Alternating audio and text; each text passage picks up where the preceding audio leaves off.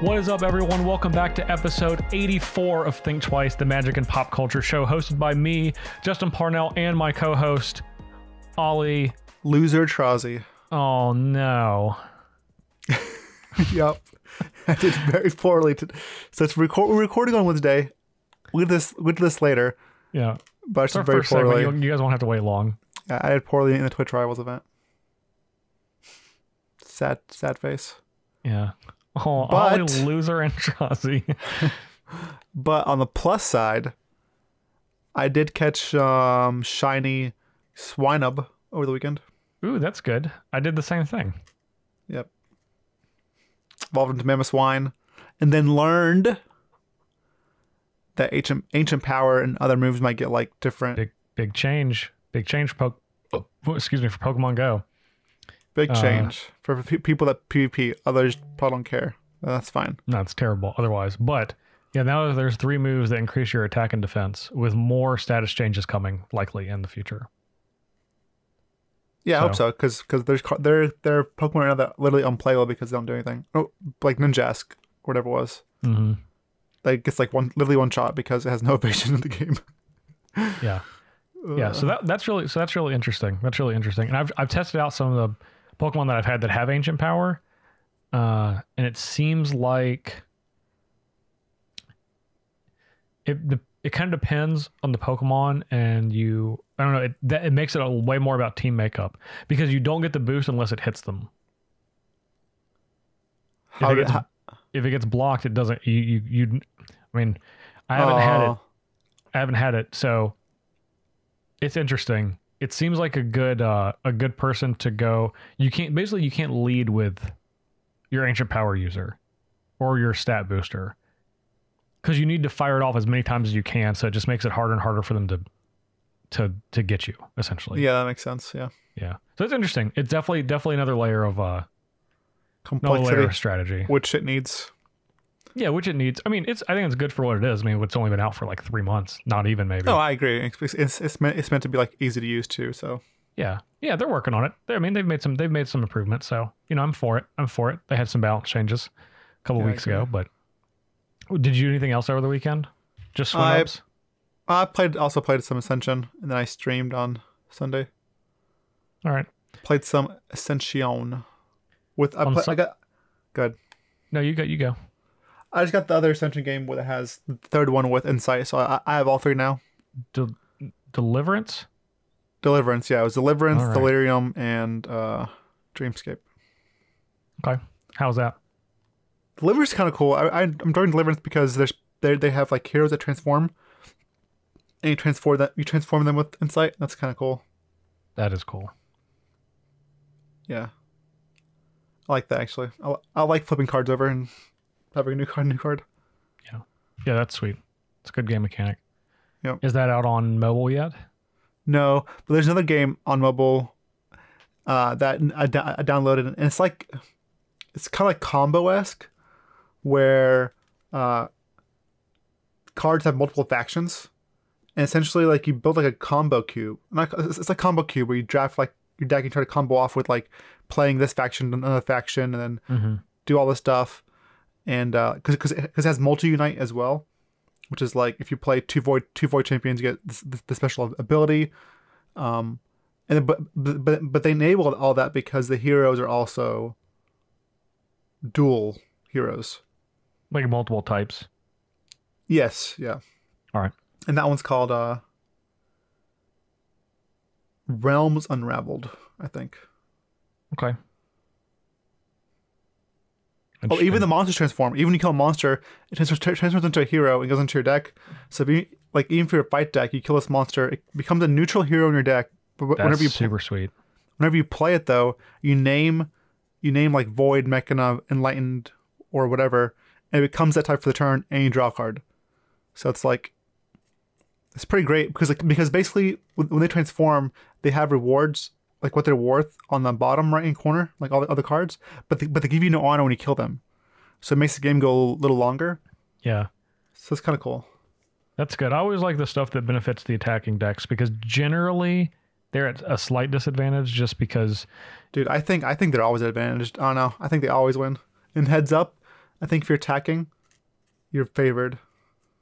That's what I found, but they're more susceptible to variance, though. Yeah, but like they can like lock you out so easily, like if you're playing heads up, because let's say I'm playing monsters, you're playing buy, and I get to a board state where it's all monsters, right? Yeah, then you can't do anything. But I mean, it's the same with the other way. But it's not like you can like with the fight deck, you can always punch the cultist. I can literally like decide to punch nothing and that's true. I can literally punch nothing and just buy more heavies and punch the cultist over and over again and force you to dilute your deck into like oblivion. Otherwise, you do nothing. I don't know. Maybe I guess that's why it's been, with the later expansions, been balanced, which is good. Yeah. So on Sunday, I played a new Magic format. Kind of new. I guess maybe new isn't the word. A format I haven't played before. So the format is a kind of a player-made format, and it's called Middle School. Okay. I saw your tweet. Yeah. So Middle School, it's named because there's a format of Magic called Old School, and that is you only play with 1993, 1994 printed cards. So your cards have to come from that era. So it's like basically it's like Alpha through Revised. Right. And Middle School is 4th edition through Scourge. And of course, Scourge is the last set that had the old frame before they changed to the new frame in 8th edition. So it's like 4th, 5th, 6th, 7th. And then all of Ice Age block all the way through Onslaught block. And they have their own separate ban list and stuff. But this appealed to me because this is when I started playing Magic. Right. So a lot of the cards and decks that I like learned to play Magic with are present in this format. So we played a 8-person double elimination tournament. And I played a Stasis deck, which essentially just wins with Black Vice. So you just play a Black Vice and you lock your opponent out of the game. And that's how you win. You just have a bunch of counter spells and draw spells. And a bunch of free stuff that return lands to your hand so you can replay them to pay for stasis, like Gush, Daze, Thwart, stuff like that. And I actually was able to win the tournament with stasis. So that was pretty sweet. That might not be a fun strategy for a lot of people, but it goes pretty quick because you're not really doing anything. You're just saying go. Right. Your opponent dies. Yeah. But it seems, that's like where prison originated. When people say prison, that's what they're talking about, probably stasis. That's the original prison, yeah. People used to play Kismet and stasis together. Kismet from Legends originally, and it just says lands, creatures, and artifacts your opponents play come into play tapped. So you'd play a Kismet, and you'd play a stasis, and then everything comes into play tapped that they have. Yeah. And that doesn't untap. Yeah, they can't do anything. Yep. So sounds like fun. It's a blast. Anyway, it was fun, and just because I won with that deck doesn't mean that like there's all sorts of other archetypes you can play. Of course. I'm just saying, yeah. Everyone played a different deck. There were no one played the same deck, which was really good. That's good. Yeah. And then the other thing we did over the weekend, before we go on to our first segment, is you and I appeared on a Cube podcast called Solely Singleton. And they wanted us, Brad and Eric, the hosts of the Solely Singleton podcast, wanted us to come on and talk about our custom cube that we created going all the way back to like 2011. Yeah, old school. Yeah. Which we still believe. Talk about middle school. Yeah, speaking of old school. That we believe was kind of the first custom cube. Yes. And one of the first custom sets. Yeah. So if you want to hear us talk about that for like almost 2 hours, it's like another episode of Thinktwice. You should go check out that. We'll try to list that in the show notes too. Yeah, check it out. I think it was a good one. Yeah, it was. It was a good one. All right, before we go on, we had a question of the week last week. Question of the last week. if you were going on a blind date with someone in Ravnica, what guild would you hope they would be from? 38% of people said Rakdos, which is your choice. 34% of people said Boros, which is my choice. And then 28% of people said something else. Which, that's a lot. Yeah, that's like the highest for that's not one of our choices. And honestly, I think it probably should have been others should have won this poll. I think people just voted along with us just because they did. It's easier. Yeah, but we had so many comments. We had like a ton of people that chimed in and gave their opinion, and it was pretty. I think it was pretty evenly split between all of the guilds. Yeah. Except for Azorius.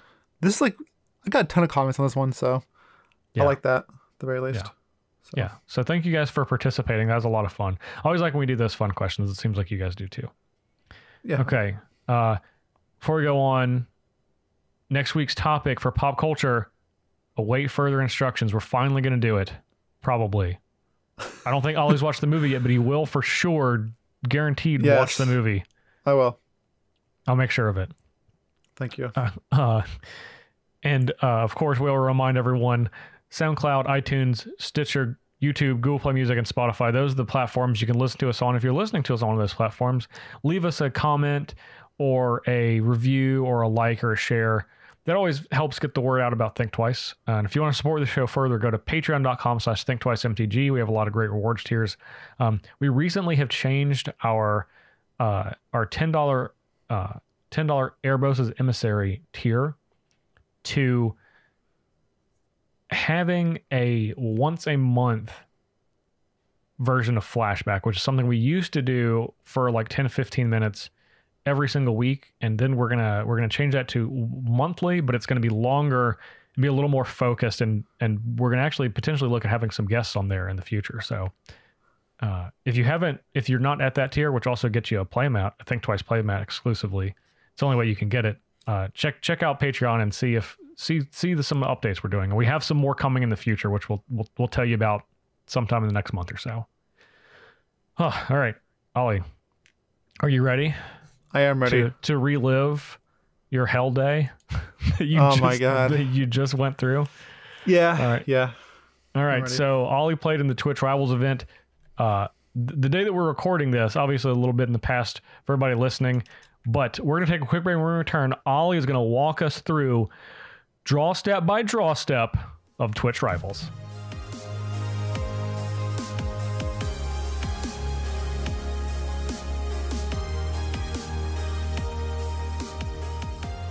All right, so round one of game one, you're choosing to, are you on the play or on the draw? I don't even remember. That's gone. God. I thought we were gonna go upkeep through upkeep through the entire event. Oh my God. I can't. You know, my memory's not that good. Yeah, I don't think anyone's is. Yeah. Well, right, so what happened? But mine is a lot worse than that. Well, first of all, I contacted you. Was it yesterday asking you about deck choice, or 2 days ago? Monday, yeah. He was like, hey, should I play Simic or Chromatic Black? And we both agreed that I think Simic was the better choice because it is a more raw power. Yeah, and it's still an Ollie deck, even though it became like popularized and became like tier 1 and played at GPs and stuff. Yeah, it's still still made the deck. Still made the deck. Yeah. Despite people in various points not giving you credit for it, but all of our listeners know. They know the truth. They do know the truth. So I decided to go with that, and holy moly, like I can't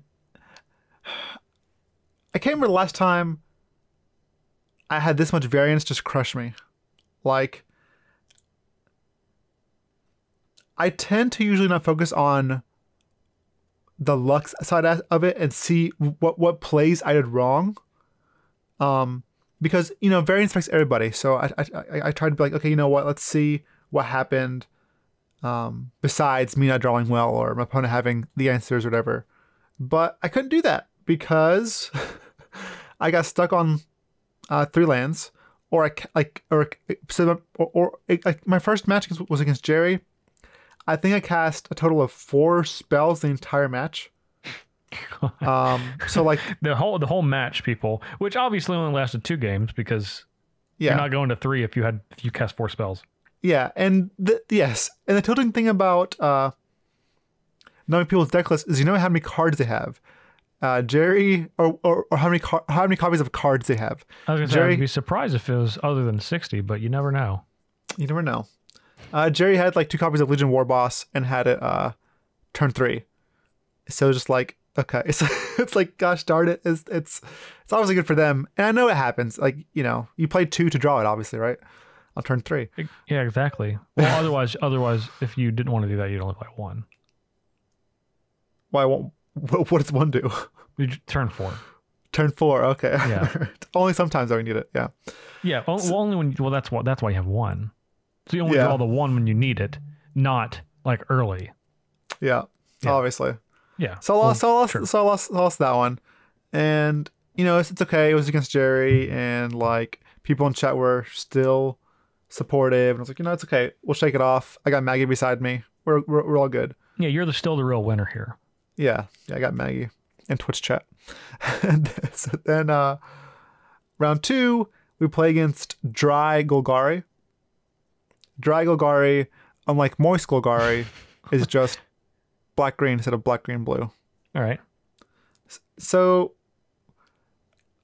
I mean, I have no idea if Golgari has a worse matchup than my deck. Honestly, like, I beat them. I beat the deck easily, but I think I would beat it no matter what. Like that deck like does nothing against Nexus, right? At least the blue version has Negate and Thief of Sandy. Yeah. But they had Duress, and that's like it. And that's not even good enough.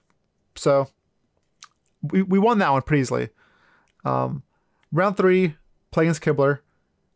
He's playing like this mid-range red-green Gruul deck. Okay, so also, that's in his wheelhouse. Yeah, firmly. Also, only 2 Legion War bosses, but of course has it on turn 3. Well, yeah, he probably is playing 2. Yeah, exactly. Yeah, you're right. That's how you played on turn 3, Ali. You're right. Game 1, we had a game. I cast spells, and you know when I cast spells, I won the game. Game 2 was actually a game. You know. I'll give it that. Game 2 was a game. I cast Ooze, and I was able to block some guys, but he had 2 Phoenixes, and I couldn't find a Root Snare or a Nexus in time. I think it was Root Snare more than anything. But that's fine. You know what? Like, I had some choices there. I could have like either dug with Insight or played Ooze to progress the board. Mm-hmm. I chose to play Ooze. Maybe wish him a combo out, but like that's fine. Like, you know, that was a game. And game 3, I think I played 2 lands and that's it, and died. I played 2 lands, cast. Jeez. Or 23. I just remember dying pretty horribly. And then the next one was... What did I play against next? So it was mono red, splashing green, Golgari, Gruul. I know last round I played Esper. The 4th round was... mono blue. Okay. Oh, it was mono blue. So of course, I get demolished. Game 1. Well, game 1's actually kind of close. Game 2 though, I keep a 2-land hand with Search for Azcanta, double Growth Spiral after I mulligan, and something else, maybe a Field Mystic, not Field Mystic, some 4-drop. I proceed to. It's like turn 10. I've cast triple Growth Spiral, 2 Azcantas, drawn a bunch of cards, and now I'm finally. Oh, this is with Azcanta putting non-lands to the graveyard. I finally find my 3rd land on turn 10. I mean, the fact that you're still alive is the most impressive thing. Yeah, exactly. And then, like, for my turn... Oh, this is a hand also where I had Simic Guildgate, Hinterland Harbor. My 4th land that I see with Azcanta is, of course, Memorial to Genius, which I have to ban because I need an untap land. I don't draw an untap land. I'm just like, okay, this is just... At this point, all you can do is laugh. It's just like, I mean, that's it, you know? So, lose that one. And then the final round is against Jim Davis. Sorry, I should probably say all my opponents. Round 1 was Jerry. Round 2 was... Brian Kibler. No, that was Golgari. But I can't remember the opponent's name. It's because I know Jerry Kibler and Jim Davis. Yeah.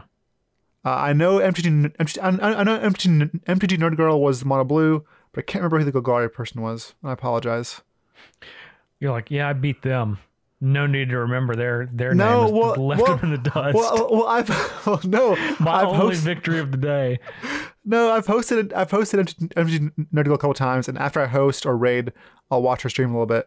But I can't remember the last person. Like I know these other people. That's why their name like stuck with me, or their username stuck with me. Yeah. But anyways, so against Jim Davis, we're like in game 1, and I know he has 2 negates and 3 mortifies, and he like finds both negates and all 3 mortifies within like the top 15 to 20 cards. And the last card. Well, he wanted to have it on turn 3. That's why he played 2. Do you not sense the trend here? Oh, you're right. Gosh darn it! I remember this time. Well, why was he play 4? Because I played 4. Oh, then you have 2 on turn 3. Well, I played and 4. And a Lotus Petal. I played 4 Wilderness. Them both. I played 4 Wilderness Reclamation. Never saw opening hand. Like, this experience versus my paper tournament experience was so vastly different. It was crazy. Like, you watched it where like I'd cast Growth Spiral, then like I'd have Full Mystic, or there were games where I actually cast Reclamation and held up Full Mystic. This never happened. Yeah. Never happened once. It's just the opposite. Maybe I never cast Reclamation turn 4 ever. Maybe you're paying for your previous luck. Maybe this tournament was a sacrifice for the other one. I don't know, like, but after that loss against Jim Davis too, I was just like, I rarely tilt. So I had a moment of silence where I just like didn't say anything for a minute, just to like compose myself. And then afterwards, I was like, you know what? I'm taking a break. I'll probably be back on like 30 minutes to an hour. And then I did not come back. I just... Yeah. I mean, honestly, in all seriousness, I think it's good to identify when you're like, I just need to shut it down for the day. Well, yeah, it was also over. And I the only reason I stayed in the tournament is because I was like, you know what? I want to keep tournament integrity. I was invited to this tournament. Yeah. Like, let me just finish it out. Like, which I think is 5 rounds. Right. You're also streaming, so you're doing it partially for your audience, and they're still rooting for you. Oh, they were. And that was the best thing. Like, honestly, if people that watch me stream are listening to this, I really do appreciate the support. Like, they were very supportive the entire time. Even though I was losing, they were supportive. They could tell, like, I was getting upset, and they were, like, still, like, up, like, trying to lift me up. So I appreciate that. Yeah. And that was awesome. I mean, that makes a big difference. You have a good community behind you. Yeah, that was nice. But it's sometimes it's hard to not get stuck behind like, or not let your results define you, or not be like your results. I feel like going 1-4. I felt like man. Obviously, I know I'm not bad, but like in that moment, I'm not really sure. Like you sucked. Yeah. Yes, yeah. In that moment, I'm like, I feel like garbage out in the rain that hasn't been picked up in like 3 weeks. Yeah, you know, I stink. I suck. No, I know. I get it, dude. I mean, I'm not that far removed from literally losing almost every single match I played on an entire weekend over like multiple tournaments. So. Oh yeah, the team. Yeah. And like I know that like it all. Obviously, a lot of people that watch me play Commander, and I'm more goofing off than anything. Like I'm not going to say that I'm a great Magic player, but I'm serviceable enough to not go like 1-10 on the weekend. Dude, right? Thank God. Thankfully, I wasn't on a team. I know if I was on a team, like I'd feel terrible, even though I shouldn't. But I would. Like I just would. Like, so I can't imagine how you felt. Yeah, I was gonna say. Yeah, it was awful. I mean, I just kept like, and I couldn't escape. That was like the worst part. Like, and I'm trying. Like, I never didn't give up. I kept trying to tell you though. I kept trying to tell you like modern is. I know. Dude, never again. I always feel terrible for the modern player. Always feel terrible for the modern player because it's like just a poop show. Like it's just. It really is. It's like coin flip decks and who can go faster, and it's just like it's crazy. Anybody can win, and everyone's ignoring each other. So I didn't ignore my opponents enough. That was the problem. Anyway, I want to talk about how is it possible to like after like losing 2 in a row or whatever in a row, how to not to basically detail and compose yourself, and for people like even us, we've played Magic for how many years? Like 10, 15 years competitively for a long time, and that still happens to us. And we're not young. No. I mean, look, when I first started playing Magic, and this is my 20th anniversary of playing Magic. I started playing Magic in 1999. Man, before the internet was kind of ubiquitous in the world. I guess it existed, but it wasn't. Everyone didn't have the internet. Certainly not in their pocket, but I mean, like there were people, I didn't have when I was 12, like my family didn't have like a computer that had the internet on it. Right. Yeah. Like maybe in the next couple of years we did, but I literally got beat like 95% of the time for like the first 2 years I was playing Magic. Just over and over, just losing. Yeah, back then, like that pushed us to win more. Yeah. And now it's like, well, honestly, like I did want to play again to redeem myself. Like I was like, I wish I could play again this game tomorrow to try to redeem myself. Yeah. But it was still like a little upsetting where when I was younger, I lost. Again, like my face smash was like, you know what? I'm ready to come back next weekend. Like I went home and worked on my deck on Monday. Yeah. Yeah. And I was like, you sit on the floor, you get out all your cards. Yes. It was great. Yeah. Yep. Everyone, you lose, you smash, you come home, you lay out your deck, or even at the event, you lay out your deck and you start switching cards around, making numbers or thinking, and then you're ready for Friday. And it's like, Friday's so far away, it's only Monday. So you call up your friend. I remember calling side quest. Yeah. I remember calling up a friend, be like, hey, you don't play Magic on the phone? Man, I lived close enough to my friends that played, so I could just like walk over to their house. Thank God. Yeah, it's crazy. Man. Well, so I think Ollie, we're not that far away. As we're on this side quest here, we're not that far away from episode 100, which sounds a little crazy, right? Yeah, it does actually. But we're not that far away. We're not that far away from episode 100. I'm going to write down for episode 100. We're just going to talk about our Magic origins because I think that would be a fun episode. Yeah, that would be a good episode. Yeah. Talk about little episode Ollie. 100. That can be a big component of it. So yeah, and how terribly great Ollie was. So.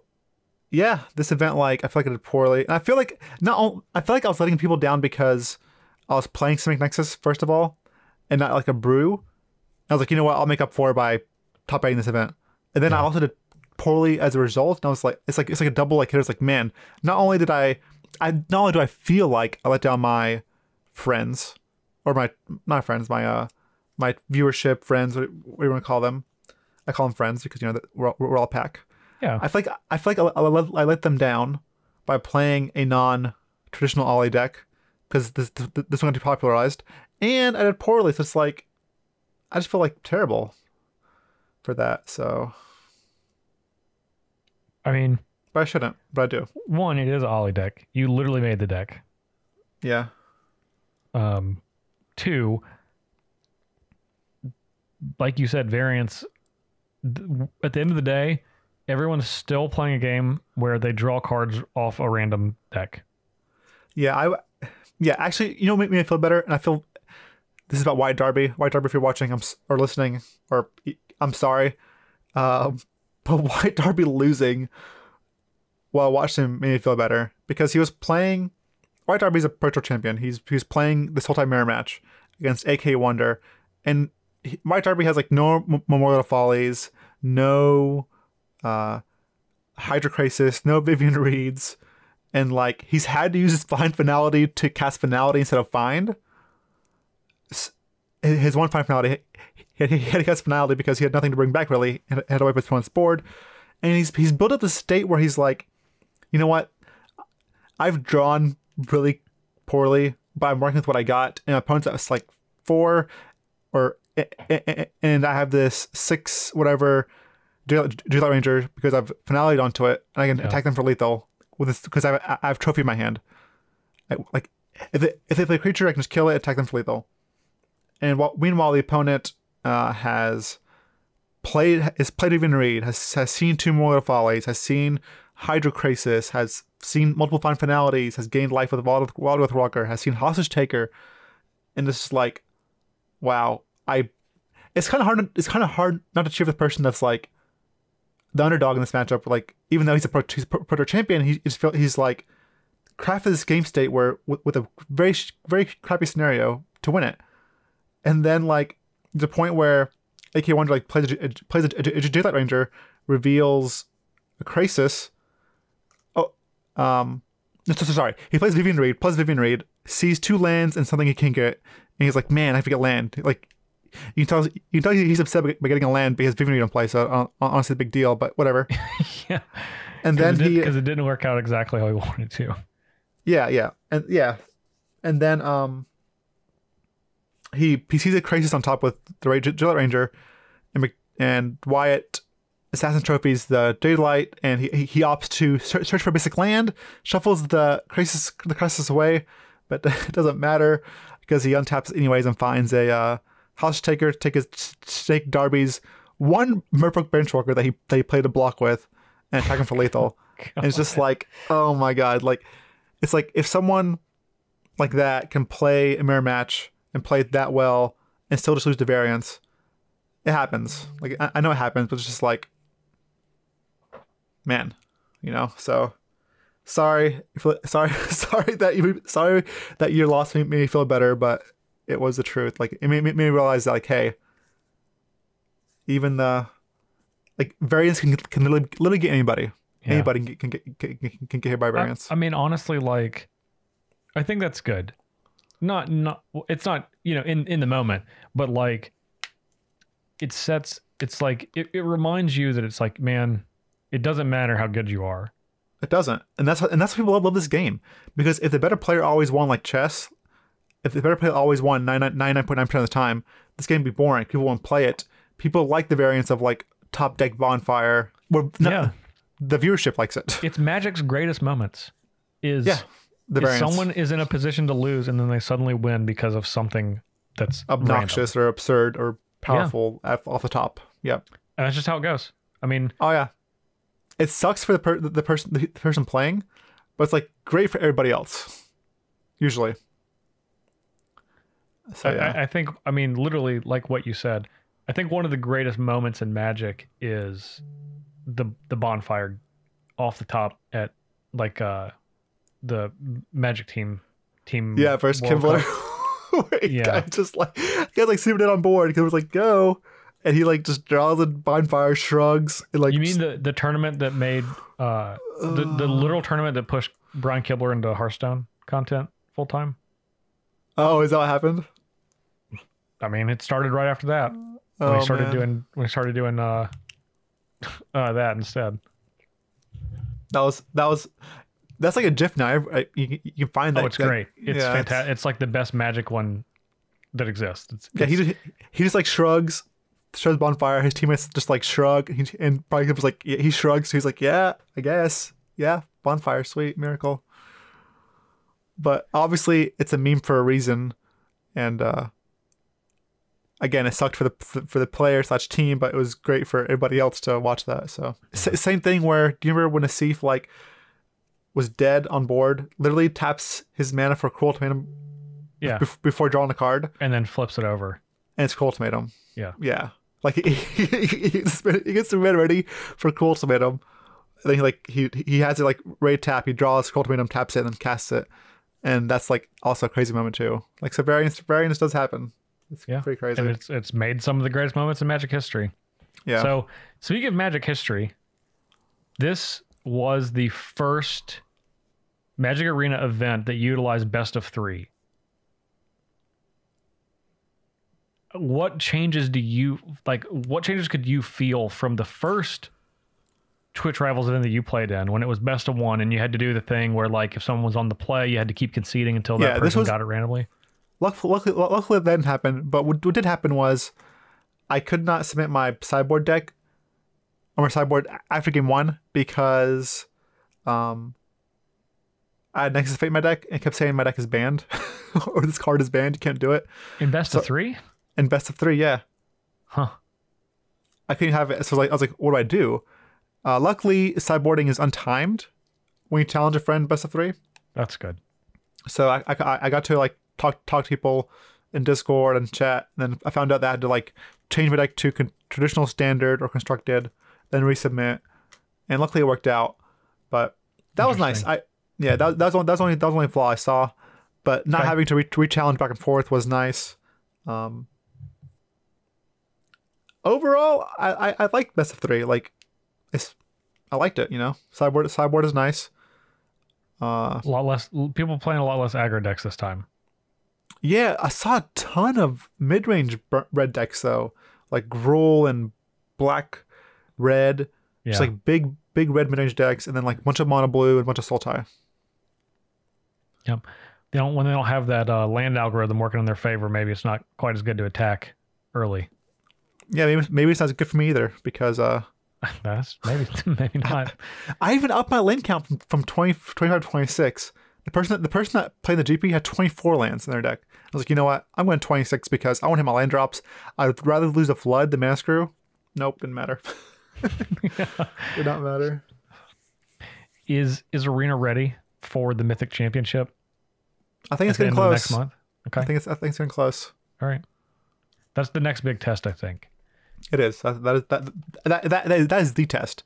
Yeah, like, that is the test. That is their tournament. Like Twitch Rival is obviously nice and playing their stuff and with their client, but this is their test. This is their tournament. This is their client. This is their game. They're on the show, so they need to not mess up. Yep. Oh, that's good parting thoughts. Any One last thing, yeah. Yeah, go ahead. Justin, I played like in a 5K or whatever, 10K, whatever it was, on a Wednesday. How crazy is that? That's legit crazy. I know. That's great. The future's here. Yeah. Hope it can keep going. You'll get one of these. For sure. I just want to say again, thank you to Twitch for the invite. That was very nice, very kind, and very nice. So I appreciate it. Yep. All right, we're gonna take a quick break, and when we return, we're gonna talk about this week's Magic story, the Ledger of Hidden Fortunes.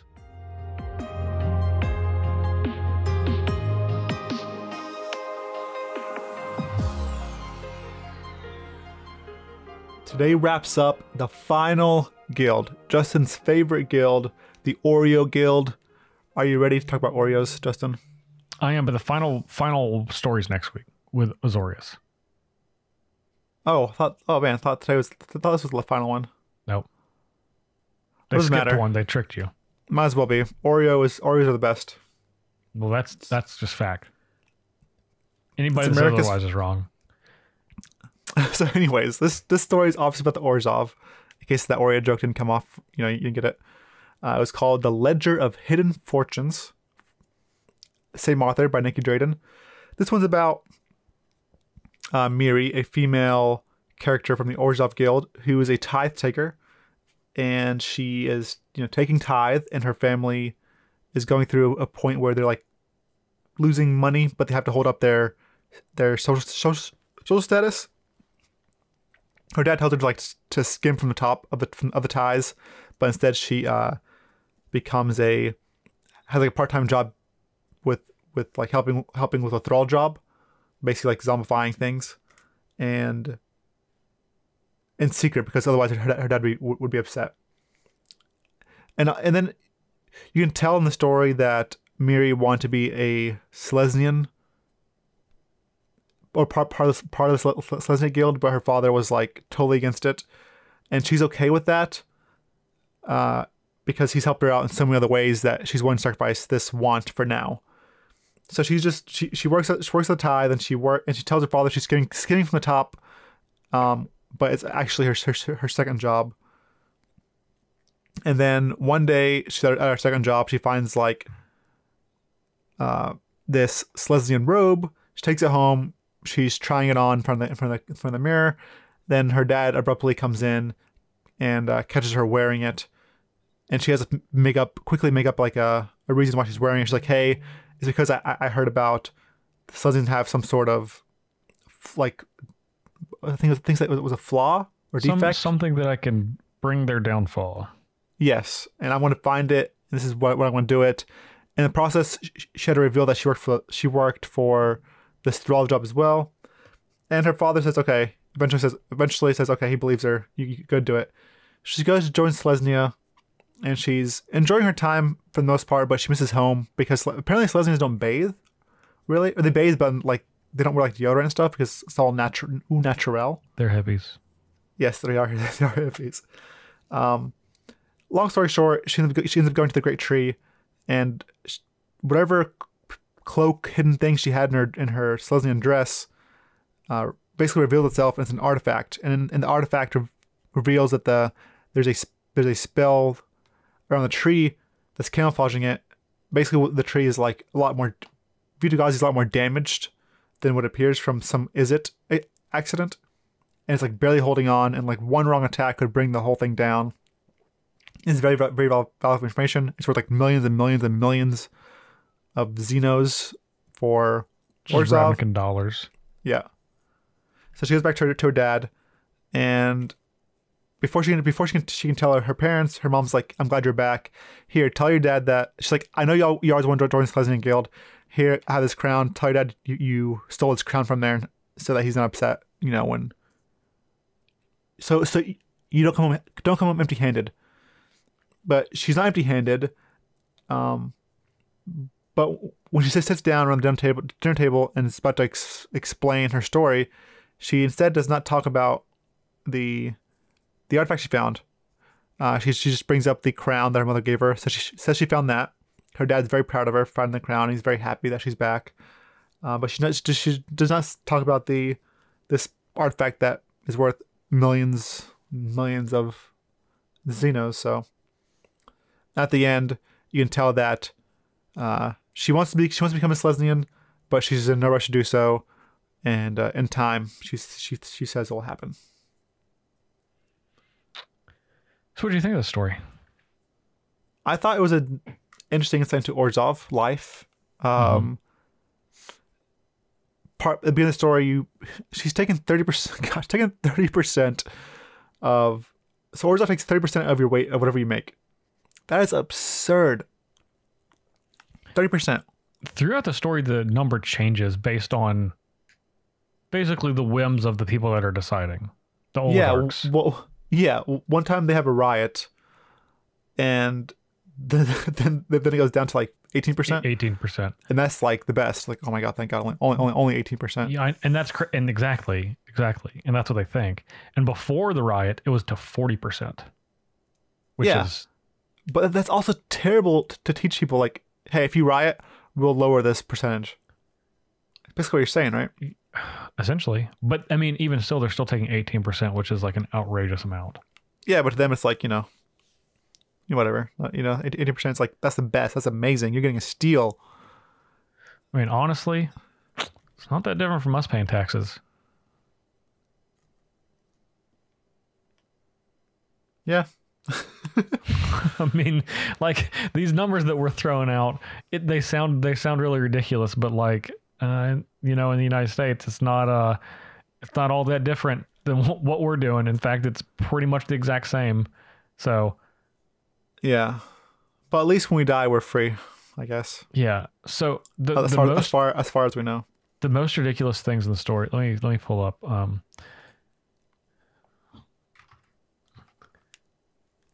Okay, so Miri told a story about their ancestors. So like their maybe not their grandparents, but maybe somewhere up along the line that had this huge fortune, and that they were excited that when they died, they were going to be able to inherit it. And they ended up not inheriting it because it wasn't a huge fortune. It was only a few million Xenos. So only a few $1 million. They had left. They lost a lot more when Obsdat Council died because of Kaya. Yes, because it was tied absurd. Up with the Obsdat. Yeah. But they were like, they only had a few million, and they couldn't bear to part with any of it. They literally took it to the grave. Yeah. Because they wanted to have it in the afterlife. And do what with it? Who knows? Just have it. Just have it. Yeah, because the most important thing is is appearances for the Orzhov. Oh yes, social status is like It's critical. yes. Let me see if I can find. I think it's somewhere towards the end, where they're like, well. One thing that's interesting was she could not get a sapling to bloom using the Vitagazi chance or in any way. Like she used the chant, she used the magic. It would like bloom then decay right away. And maybe we couldn't tell why. I don't know why. I don't know why. Maybe because she's like, I don't think it's because she's Orzhov. I just don't understand. Yeah. Maybe her mind's in it. Oh, we learned how the Silesians get stuff, like how you buy stuff. Oh my god, that was the most infuriating part of the story. Yeah, for me. You have to barter. So she like found this dress she really wanted, and it's like she believes it's worth like a lot of money. If this person wanted to sell dresses for a living, they could be rich. And she like outlines exactly what this person should do. Yes, but this is Selesnya. This is not Orzhov. So she's like, you know what? I'll trade my dress for a teapot. So she ends up getting this huge roundabout loop where she trades like this wolf skin. She walks these dogs or these wolves for wolf skin, trades wolf skin for some other item, trades the item for, I don't know, a watch, trades the other one for a chocobo, trades the other one for a hammer, trades the other one for something else. Finally gets a teapot, goes back to her like, hey, have the teapot, let me get that dress. She's like, well, I don't have use for 2 teapots. And then she hears a teapot in the back, like basically like, making the steam noise. Yeah. Yeah. It's like, oh my gosh. You literally told me I ran around for all a teapot. Day. Yeah. She ran around all day to get this teapot, and then now she's all this work for a teapot. She's a teapot now.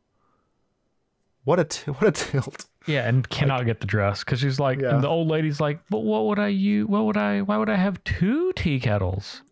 Yeah, it's like you told me this morning that you would do this. And I've spent my whole day trying to get this tea kettle. Well, that was before I had one. Yeah. Yep. Nah.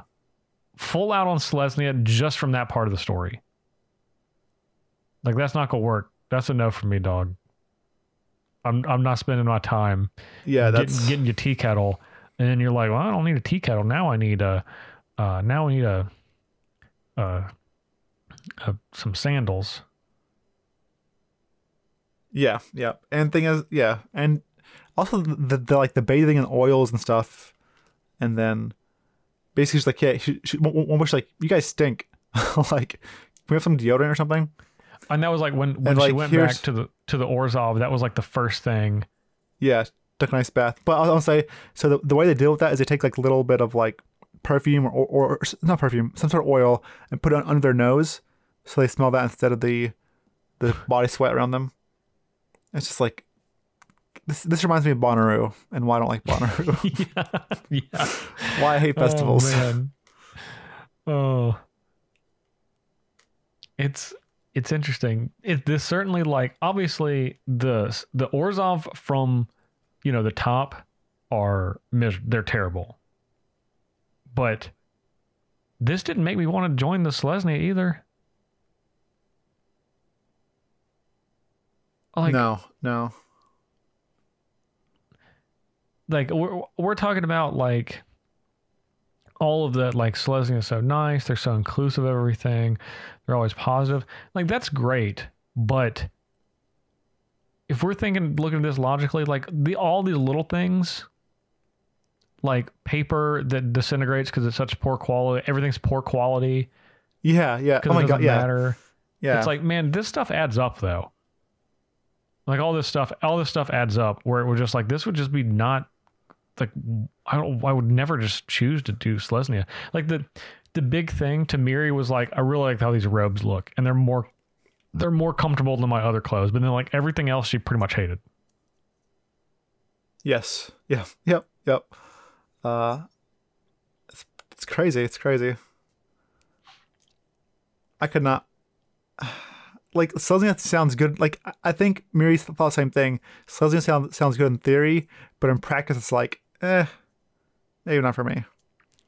Like, they probably don't have like air conditioning or heat. No. So No, it's like definitely not. There's no way. that's what I'm saying. So like, dude, I can't live like that. It's like basically living outdoors in tents or Yeah, hovels. it's Bonnaroo. It's exactly what you said. Yeah, exactly. 24/7. It's dude, no. I'm sorry. Yeah. No. Like even if you got herbs to make me not feel the heat because like I'm like high off my mind. No. Which is what it is. Yeah, but Yeah. it's still like dude, have you tried sleeping when you're sweating?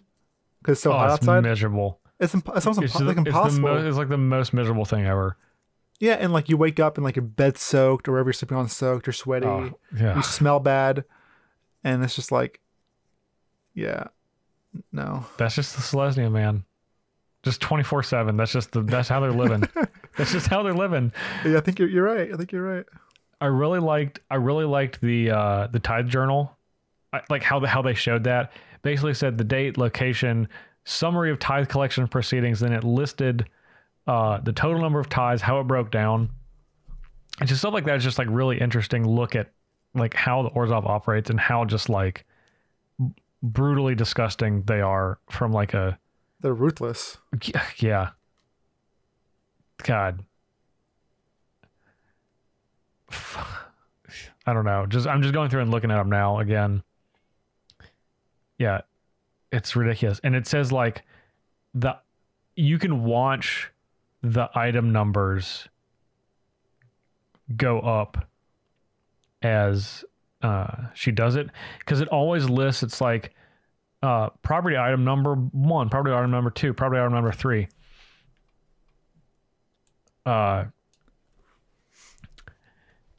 When she gets the robe, this is how ridiculous it is.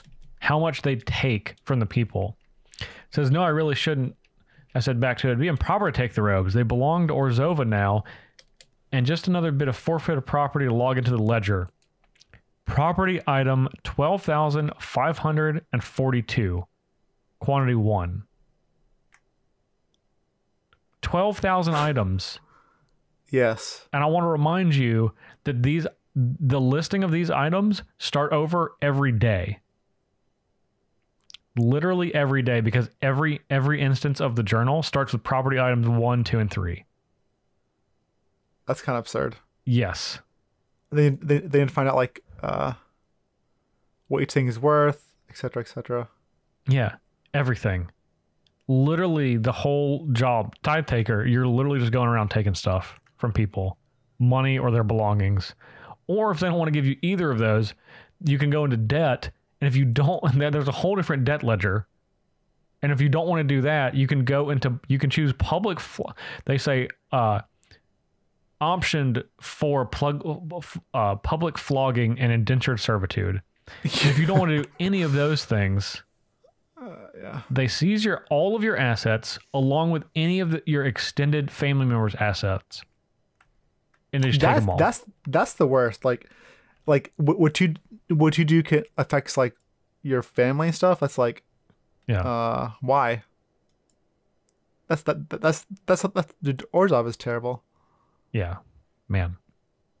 Brutal. Could not do that. Good story though. Good story. Well written. Yes. Yeah. Really enjoyed it. They're all well written. This one I liked because it was a look into like Orzhov and like just look into Orzhov. So yeah, and we've had them from. They've been a part of a lot of other stories, and they look pretty monstrous there, and they don't look any less monstrous in their own story. Oh no! It's still like more so maybe because you just find out the whole like how deep the rabbit hole goes with everything. Yes, it's like we're not hiding anything. This is all true. This is what we do. We take, and for what? I don't even know. Like they mentioned what do you mean for what, Ali? Just for the money, for the No, it says it right here. They said the citizen in question tried to argue with me that the new 30% requisite tithing was too much. It used to be 10%, he said, as far back as he could remember. I gently explained that it was 10%. 10% going towards defense and war management, the second 10% going to social services and infrastructure, and the final 10% going to the Orzhova to compensate Kaya and the oligarchs for their valuable time. Yeah. But he didn't want to hear that. Yikes. Yeah, Big yikes. Yeah. Yeah, big yikes. So, yep, Orzhov, they're not making a lot of friends out there, I don't think. No, I can't. No. and they forced the society around them to feel like they have to be poor but look rich, and that's what you should do. Crazy. Yes. Yeah. Like, even if you're poor, basically your social status matters a lot. Like, just so if you're poor, you gotta, like, there's one point where they're losing money and it's better for them to cut a servant out so they can, like, you know, save some money. Like, you know, we can't cut any servants out because if we do, then we'll look like we've lost social status, and we can't do that. So they have to, like, keep paying for something they can't really afford, and it's just like, what? But why? But why, though? Yeah, they say we couldn't risk having our social standing downgraded. Yeah. So everyone in our family chipped in. Yeah. It's ridiculous. It is kind of nice that you can, like, ask your dead family for money to borrow, but they're not the problem is, like, though. Yeah. The only problem, though, is that they're not giving it to you. And it doesn't even mean anything to them. It's crazy because they're dead. They literally have no use for it. I'm sure it means something, but I mean, it doesn't mean anything. Know. Yeah, it only does, like, emotionally, like, you have it, so you could say that you have it. Yeah. And that's all. Crazy. Anyway, any other thoughts on the Ledger of Hidden Fortunes? No, it's pretty crazy. I'm curious to see if Azorius is how much different Azorius is, or better or worse. Yeah, I feel like there's gonna be like a rule book instead of like a ledger. Like, everything's gonna be written in like a rule book. Yeah. Or like a something with laws. I don't know. I'm interested. Yeah, to we'll see see. it. Yeah, we'll see. See it. That's your guild. That's you. Let's see. Yeah. No, I'm excited. I'm excited for it. Even if it's gonna probably make me feel pretty similar to this one, but still enjoyed it. All right. Yeah. We're gonna wrap up for Magic for today, but we have one more segment. We're gonna take a quick break. When we return, we're gonna review the movie that Ollie watched several weeks ago. Happy Death Day to You.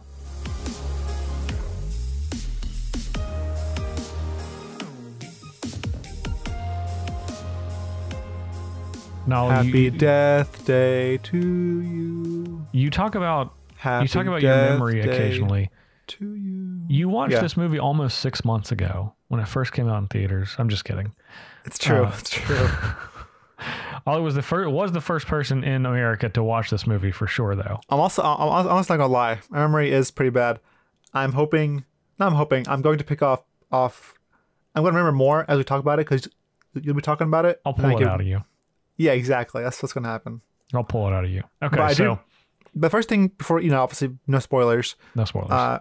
Going into this, I expected it to be terrible. I was the only person in the movies. I didn't know I was watching it like literally the first showing ever when it was first released, but I was still the only one in theaters. I thought it was gonna be like a 1. It seemed terrible, but I was pleasantly surprised because the trailer does not explain the movie at all. Really. At all. No. Yeah.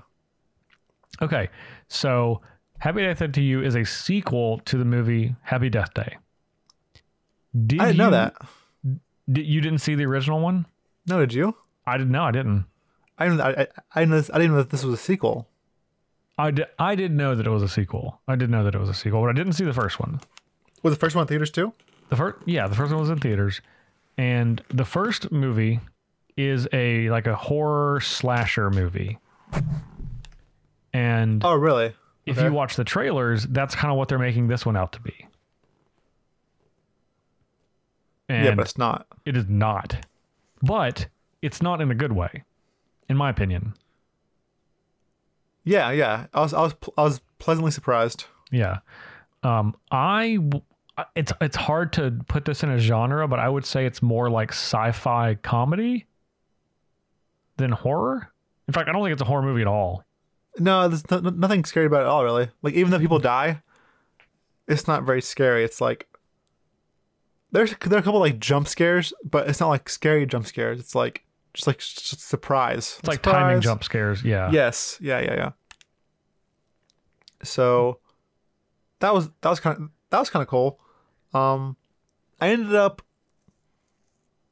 liking the movie overall, maybe because it was just because of that like that surprise of like, hey, by the way, this is entirely different than I thought it would be.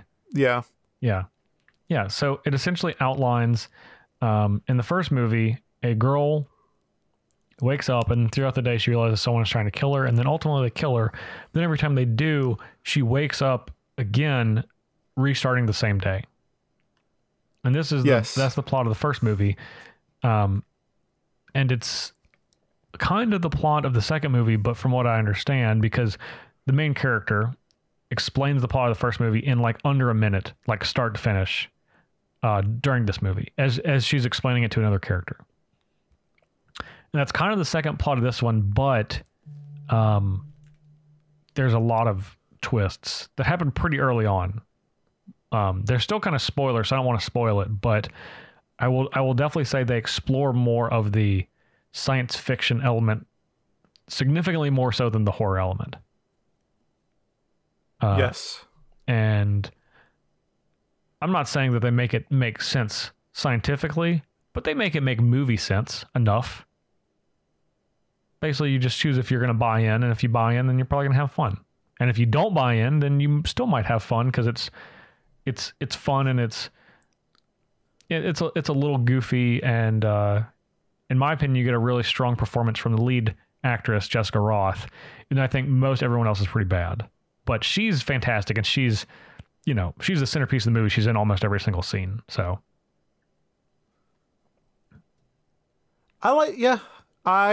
you always are more into that, like the whole how the movie's camera, the pictures, and acting than I am.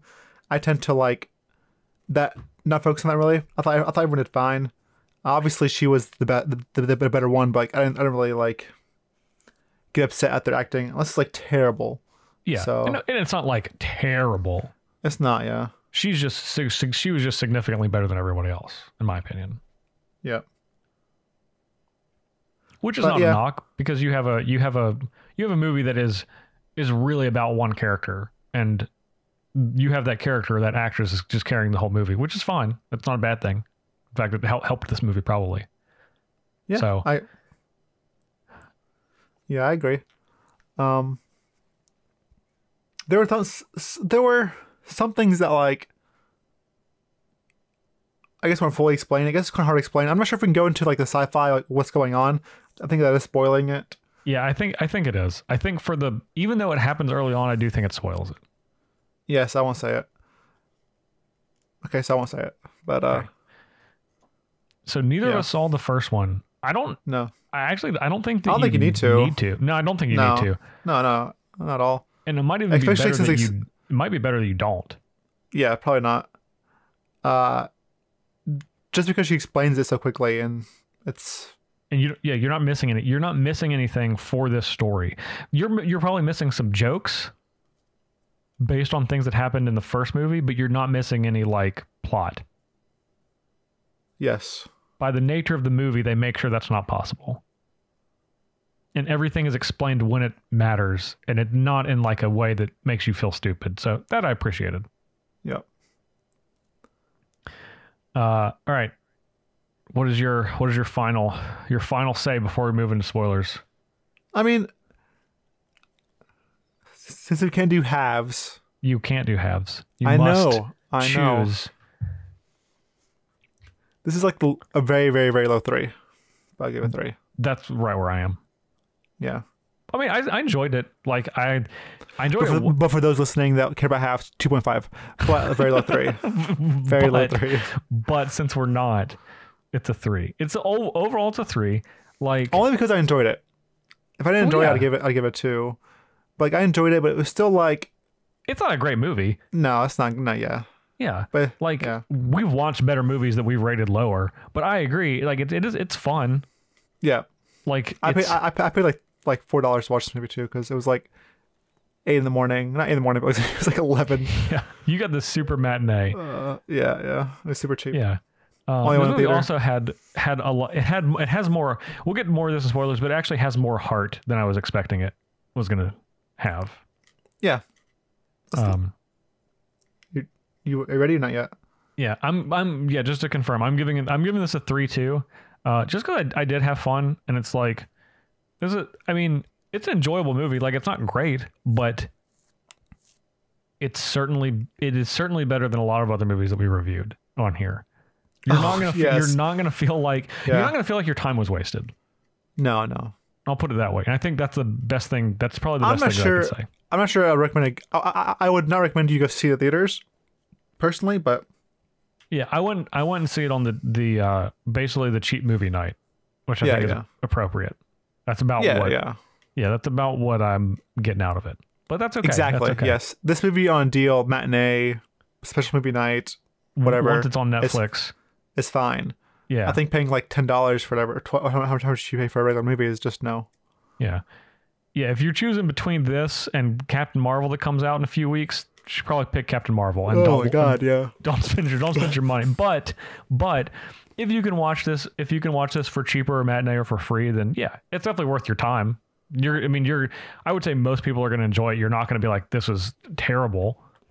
So yeah, that's where we land. All right, you ready for spoilers? Yep.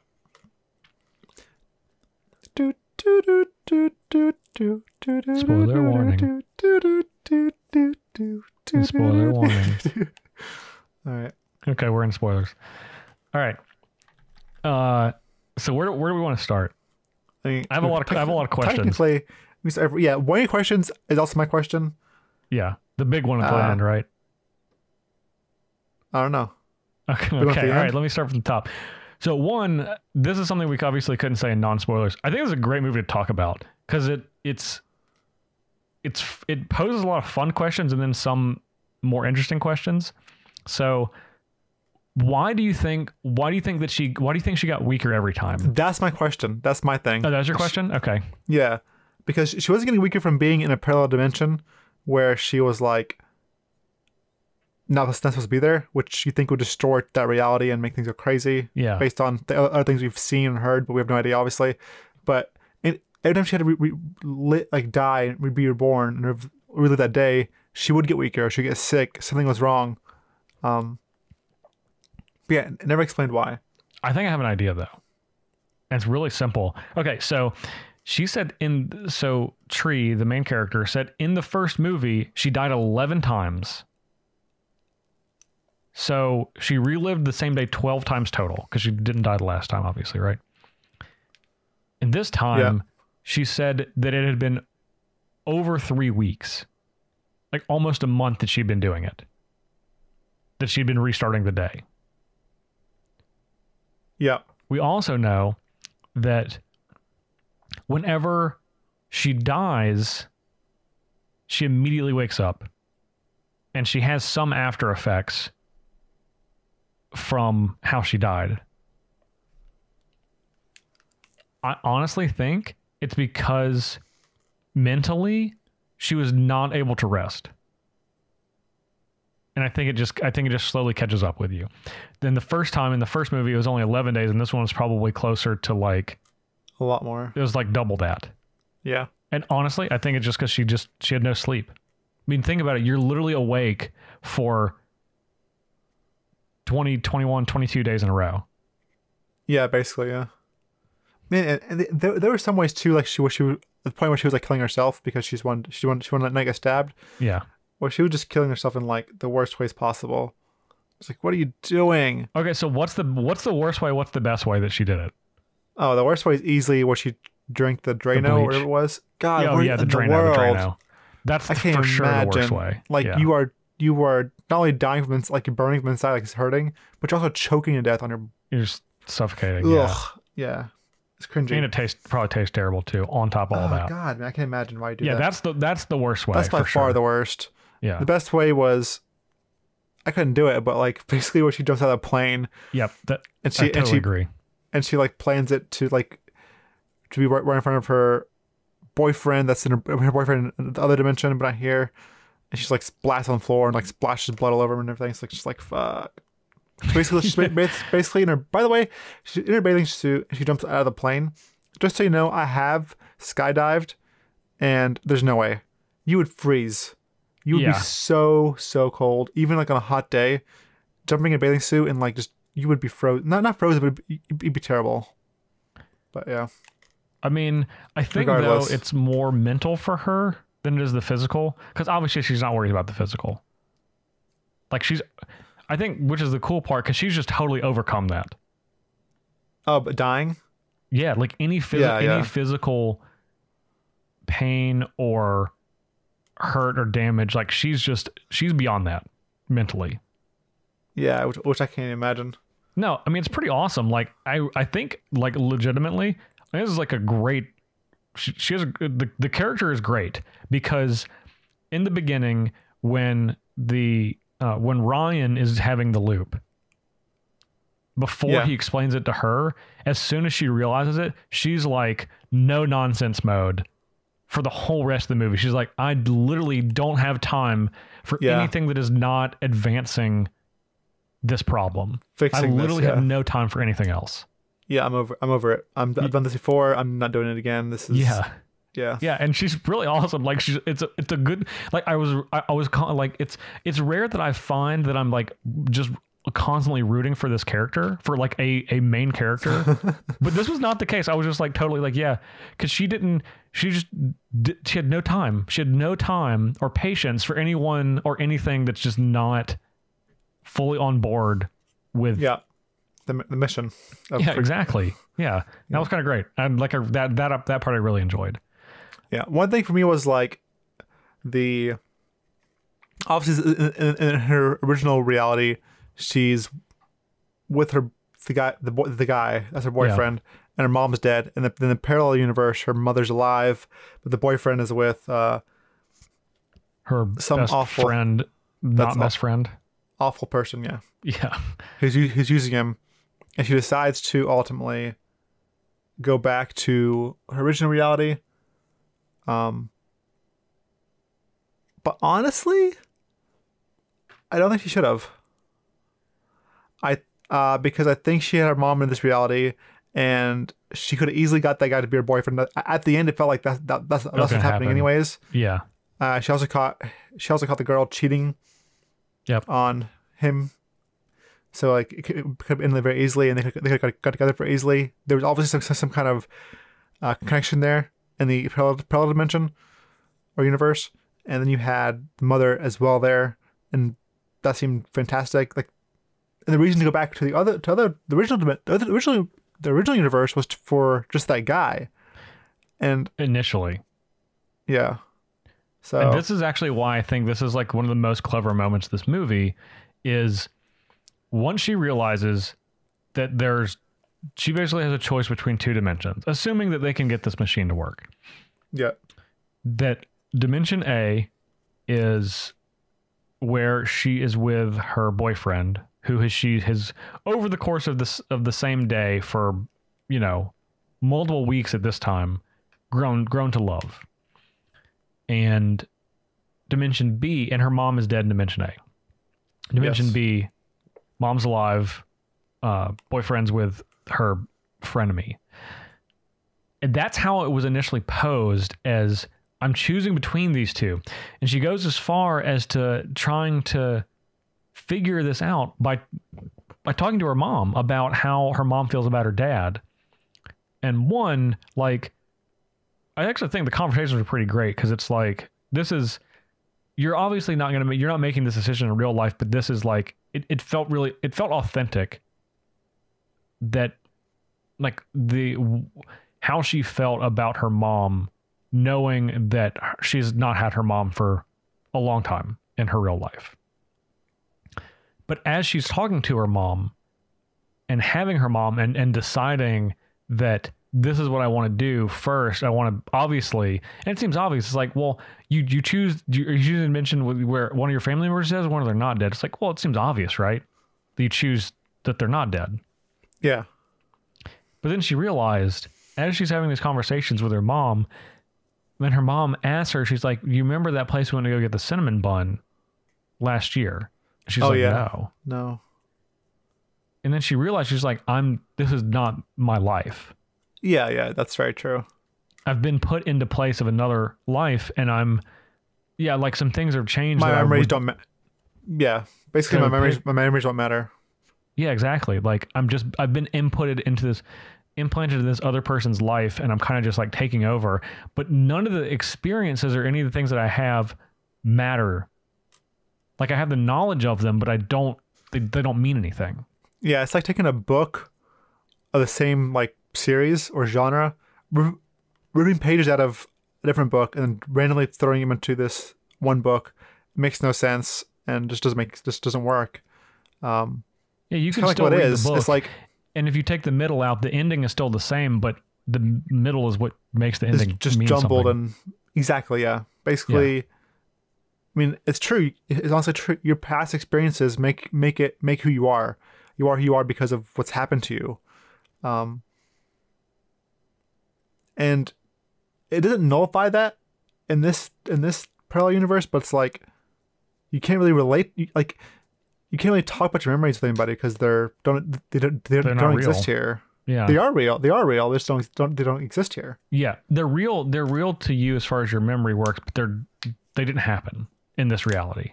Yes, and that's like, I don't know. Yeah. So you said you don't think she made the right choice. Why not? Well, I forgot about that part. I forgot the memory thing. We were talking the memory thing. But yeah, outside the memory thing. So like, what choice do you think she should have made? Like, no, what would you do in her shoes? No, I think she made the right choice, but I forgot. If it had been just like the only thing you lose is the guy, that's it. Oh, I don't even think it's close. Yes, yeah, I agree. You just stay. Yeah. Yes. I do think there's another part that they didn't really address that I thought of after watching the movie. I actually think that if the concern is you're spending time with your parents and you're getting to see your mom again, and you feel like your life is going to be improved from that. In the other dimension, and even at this point, you have learned to live successfully with this terrible thing happening to you with your mother passing away. Yeah. And she has turned herself into a tough person through her life experience. And that is something that she values in herself, clearly. Who's to say you choose this other dimension when your mom is alive? That doesn't mean that your mom lives forever. Of course, yeah. What if you have to go through something terrible happening to your mom? What if she made that decision and then the next day, oh my God, her mom got into a car accident? That's 10 times more brutal than your original real life that you've already gone through, is it not? No, I don't think it's more brutal. 10 times more brutal. Like, I know that sounds upsetting, but I think, I don't say you're used to it, but you've had that experience before, so it's never as bad as the first time. No, but you've sacrificed these other things to get it back. Yeah, they're brutal, very brutal. So that's why I think that she made the right call to go back to the original one, because one that's her, like that's her life. Yeah. I'm just glad she went back for. I just hope she, like you said, she went back for the boy, but I really hope it wasn't just for the boy, because that's just a dumb reason to go back. Honestly, I don't think it was, because I think she realized it when she realized like it was like these memories, they're not mine. So like I'm kind of living a little bit of a lie, because it's not my life exactly. It's me, but it's a different version of me. Yeah. So I thought it was actually interesting. Like it posed surprisingly some interesting questions. The scenes between her and her mom and her dad are all fantastic. Yeah, they're really great. Like, and they're like they shed a piece of like information from life and experience that like enlighten the viewer. So yeah, that was really nice. Yeah. I mean, I was just like very philosophical. Yeah, exactly. And I did not expect that at all from this movie. Yeah. So, yeah, I mean, it was pleasantly surprised.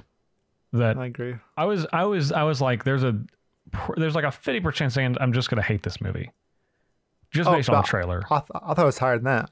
I thought it was like Yeah. I thought it was high. Yeah, it looked terrible. Yeah. It looked terrible, but in a good way. It was like it's so interesting. This will be fun. It's gonna be real bad, but you know, Really fun, yeah. But it turned out to be completely different. It was actually kind of nice. yeah, it's not bad. So, yeah, I liked it. I liked it. Any other? No, but so you remind our viewers and Ollie what we're doing next week? Yes. So everyone, although most of our viewers have watched this, but Ollie, I want you specifically to watch the movie Await Further Instructions on Netflix for next week. I will. I got a lot to say about that one too.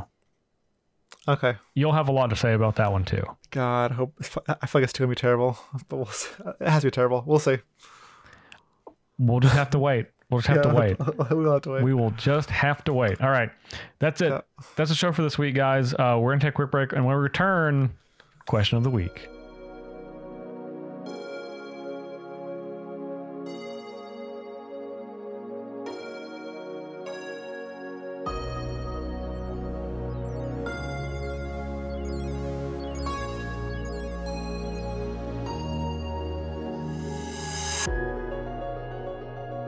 All right, Ollie, Justin, you know what time it is. What time it is? Question of the week. What time it is? Okay. Question of the week. So we're still in Ravnica, and I feel like I was gonna say. I feel like I'm not gonna say it. Just keep going. Great. All right, we're still in Ravnica. We're gonna do a Ravnica question this week and a Ravnica question next week. I like the guild questions. It seems like a lot of people like those too. It's kind of fun for discussion to roll those into real life. So what guild would be the worst to take over Ravnica? If they had control over Ravnica, what would be the worst guild? Oh my god. After reading the story, it has to be the Orzhov. Having everything taxed, having to like live this like fake social status life, then if you don't pay your taxes or whatever you're due, like you don't get the relief of dying and being like, you know, I'm free. Your ghost literally gets captured and like bound to do slave work or work for extra long because why not? They can just extend it any time. And we've seen them extend people's labor or ghost labor for no reason. Just be like, yeah, you walked the wrong way. So you have 3 more years to the sentence. Yeah. And I can't imagine having my money garnished that much, plus the chance of like I do some kind of debt, and then like having to, you know, pay in the afterlife. That's just terrible. Just terrible, man. I don't even like. I understand like you get to eat nice and like and take nice baths and stuff and wear nice clothes and wear gold and stuff, but no, I'll pass. I'll give me Rakdos, which is kind of crazy. I just wanted to take the Rakdos. I don't know. Anyways, I couldn't. I could. You cannot choose Rakdos. There's not enough order. Sure. Which is ironic because I think my pick for this, despite me personally being most aligned with this guild, I think it's the Azorius, even more so than the Orzhov, because the Azorius is the definition of laws for the sake of laws, not because they make sense or they help something. Yeah, and that's very true. That is a nightmare. Because you talk about you can't do anything, and everything that you do leads to something else. And at least with the Orzhov, you can at least live your life. You might be poor because you're gonna have to pay a lot, but like outside of that, I mean, you at least have more free reign. Do you? I think so. They both seem terrible, honestly. At least when the Orzhov, if you die, you die. Can you imagine both of them combined? Esper controlled by Esper. Like, that's the worst overall for sure. That is a nightmare. Yeah, I just don't think that. I think you just don't have any control over anything. Like everything, you're told how to do every single thing, and we'll find out next week when we go through the Azorius story. But I'm picking Azorius. I just think it would be. I think it would be the worst mentally for you. I'm sticking with Orzhov, but. You tell us. You guys tell us. Yeah, you guys tell us. I do think these are the two. they're the worst. Yeah, I agree. Ultimately. Okay. So we'll figure out which one is ultimately the number one worst. And of course, if you guys have a different opinion, feel free to tell us. Ali, where can people find you on Twitter to let you know? Twitter.com/Ali Aintrazi. I stream at twitch.tv/Ali Aintrazi. I have videos coming out, cool stuff, YouTube channel. And then I stream highlights at youtube.com/thinktwicemtg. And you can also find Justin's Journey of Discovery. Oh, you're so where good. His free-to-play account, where he drafts and plays with his free-to-play cards. His pauper, his lowly Orzhov self. Not Orzhov. Yeah, you're like the low Orzhov. Oh yeah, like the indentured Orzhov. Yeah, not the opulent. Ollie's the opulent. I'm the opulent. We got both. We have both sides of the spectrum on our YouTube channel. Yes, the poor and the rich. You can find me on Twitter at jparnell1. And of course on Star City Games and YouTube on Commander Versus and on twitch.tv/SCG Tour every Wednesday at 5 p.m. As Ollie said, definitely go to youtube.com/thinktwicemtg to find all of our stuff on there, including the podcast. If you want to contact the show, you can do so on Twitter, twitter.com/thinktwicemtg, or through email at thinktwicemtg@gmail.com. And in addition to YouTube, SoundCloud, iTunes, Stitcher, Google Play Music, and Spotify, leave us a review, a like, a share, a comment, subscribe, all that good stuff. We appreciate anything you can do. It always helps. If you want to support the show, go to patreon.com/thinktwicemtg. There's a lot of reward tiers. Our $1 tier, $1 an episode gets you early access to the show, a day early. Gets you into our Discord channel. That's been a lot of fun. Specifically our animal channel, which we'll get to in a second. And it gets you a set of Ollie and Justin Think Twice tokens. Now, if you find us at events, you can get those tokens too, but this one will just mail them to you. And that's easier. Unless you're trying to go to events, then if you can find us, then good luck. Also, I'm going to be at Cleveland this weekend for the Mythic Championship. So if you find me there, you can get some tokens. I will not be there. I was not invited. Maybe next time. I wasn't invited either. I had to pay. Yeah. to set up a booth. To work, yeah. So go to find the Star City Games booth, and I'll be there. Get you some tokens. Okay. Ollie, the most difficult time of the show. This one was difficult because, Listen, you gotta chill. You can't be dropping 5 choices. That's absurd. For Animal Picture of the Week when they're all great, okay? Yeah. Like, I'm not mad. I'm pretty excited about it, but... So Amin posted all these pictures with dogs getting cake because it's when their birthdays. The best one is Max. Max is like his first time getting cake. He's like biting the paper plate with the cake on it. His eyes are like closed, and it's like his first cake ever. And you can tell he's like, he's either saying thank you so much, thank you, or he's just like, I don't know what this. Yeah, I don't know what this is. I don't know if it tastes good or not.